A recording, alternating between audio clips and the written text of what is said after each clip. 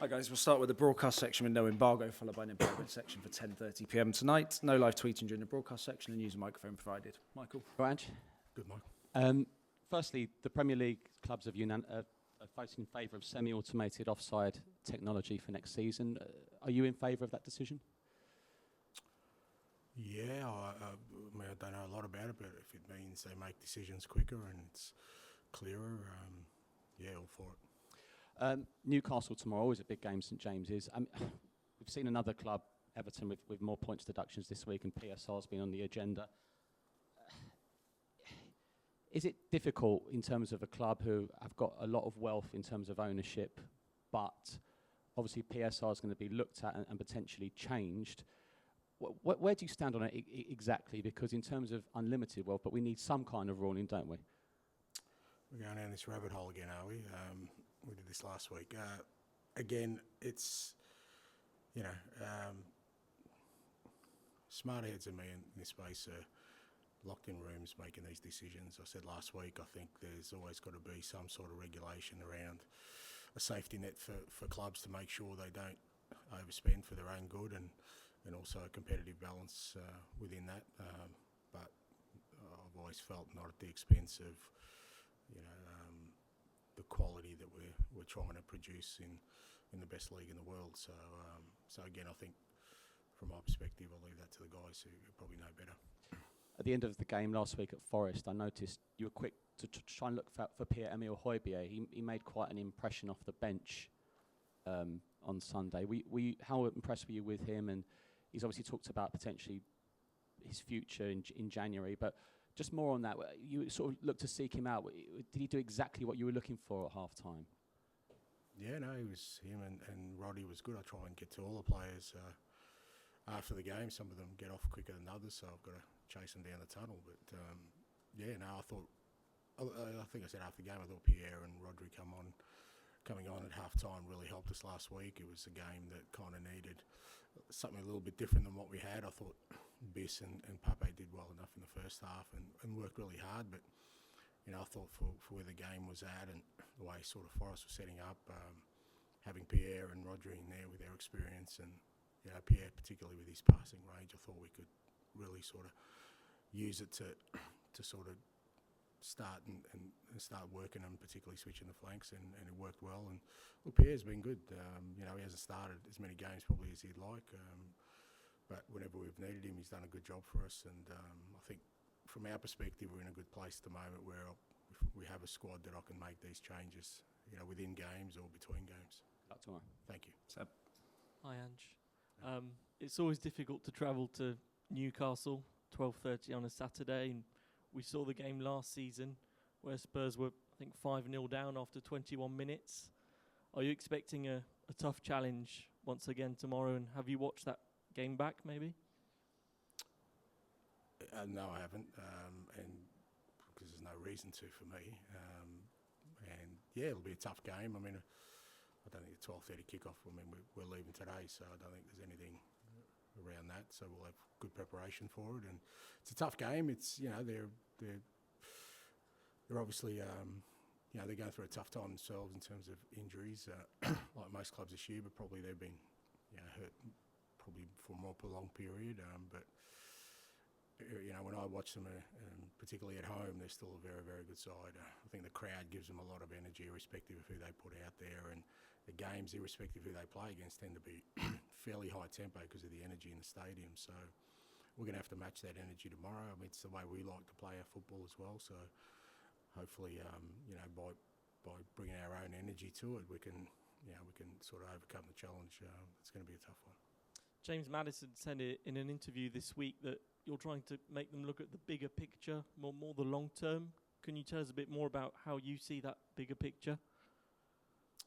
I'm not sure what he was referencing about, but for me, it's just as I've always said, it's about continual growth. It's about not sort of being settling for kind of where we're at the moment.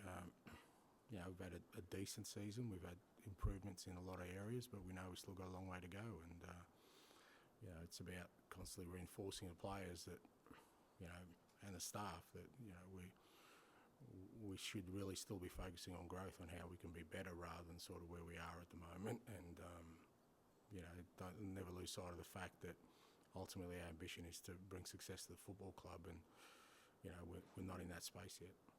You've got a tough run of games coming up, probably the toughest for any team in the Premier League. How excited are you as a manager going into those games? I think they're all tough. I'd be very surprised if anyone has an easy game.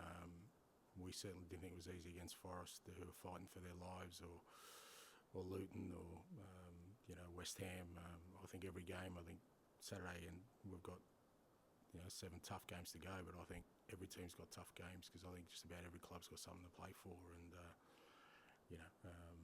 I don't think it's about ladder positions right now. It's about knowing that you're going into a game on the weekend with against an opponent who'll be determined to gain something for themselves, and we've got to be ready for that. Thank you. Jack, please. Ange, last season Newcastle finished 11 points ahead of Tottenham. This season you're currently 13 points ahead of Newcastle. Does that underline your point about how Champions League qualification isn't necessarily the be-all and end-all for a football club? Well, I guess I gave that as an example of one of the reasons why I don't think it should be a kind of end point or some avenue that you think will get you to kind of be successful and for a sustained period, just because you have achieved that.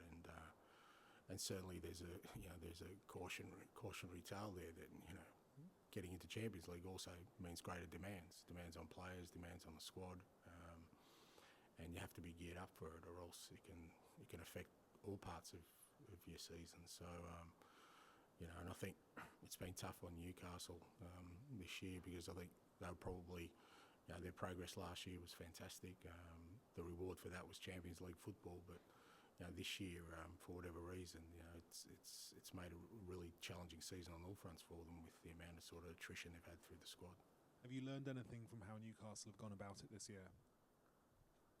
No, because I don't think that's the way you learn. I think you learn from your own sort of journey and understanding of every club's unique. Every sort of approach is different.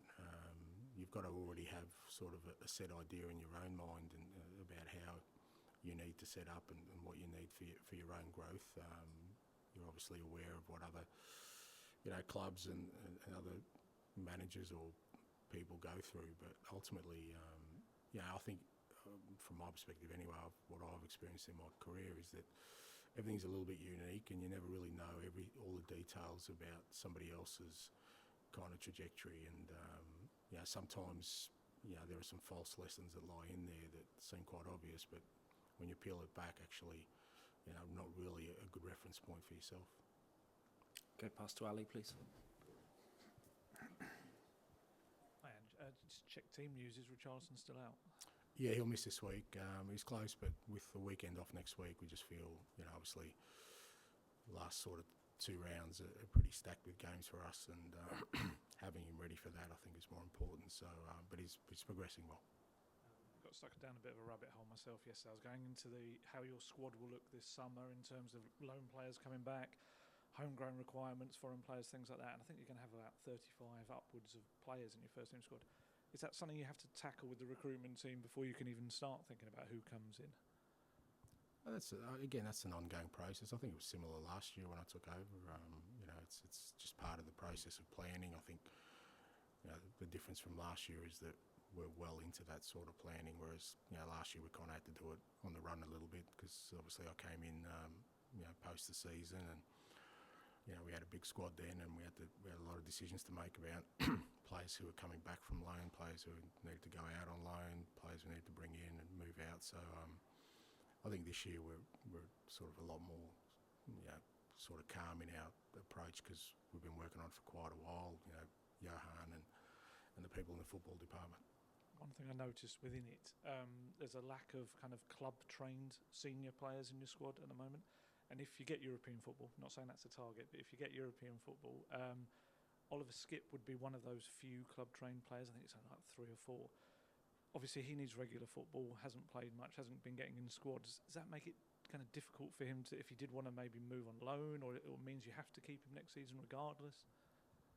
No, again, we're quite comfortable in that situation as well. Every player, decisions about individual players, will all be made in the context of what's good for the club and what's good for the player, and hopefully there's some sort of alignment there. Sometimes there isn't, but from our perspective, again, we're comfortable that with the squad we have, that we'll make decisions that are going to be sort of beneficial for us in terms of our growth. And but a lot of those individual things, individual player decisions won't happen till post-season. Okay, we'll finish this section with George at the back, please.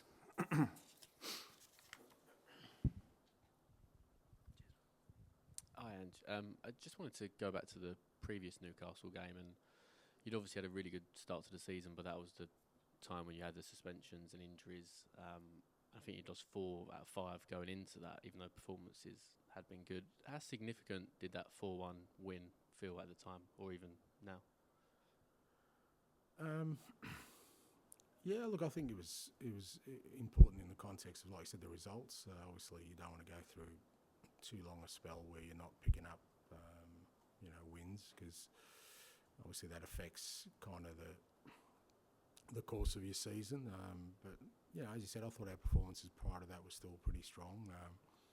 We obviously weren't getting over the line for one reason or another, but I thought on that day we played really well. We were really aggressive. I think our front third play was probably the area that we kind of got most joy out of on the day, and it was a pleasing result, especially at home, because we dropped a couple of games at home we probably shouldn't have, because our performances were good enough, but we just lacked a bit of cutting edge in the front third and made some mistakes defensively. So I guess from the results point of view, it was important, but from a performance or some sort of extra significance, no more than any other game. And you got the 2-week break after this match. Is there any kind of plans to arrange a behind closed door friendly, or do you kind of feel like it will just be a normal 2 weeks of training? We'll probably just keep it in house. We'll train right through. We kind of feel that we get sort of better output when we kind of use the group and push the group as a whole. So at this stage the plan is to train through and sort of get ready for the run-in. And just finally, away from the men's team, the women's team have got a really big game on Sunday.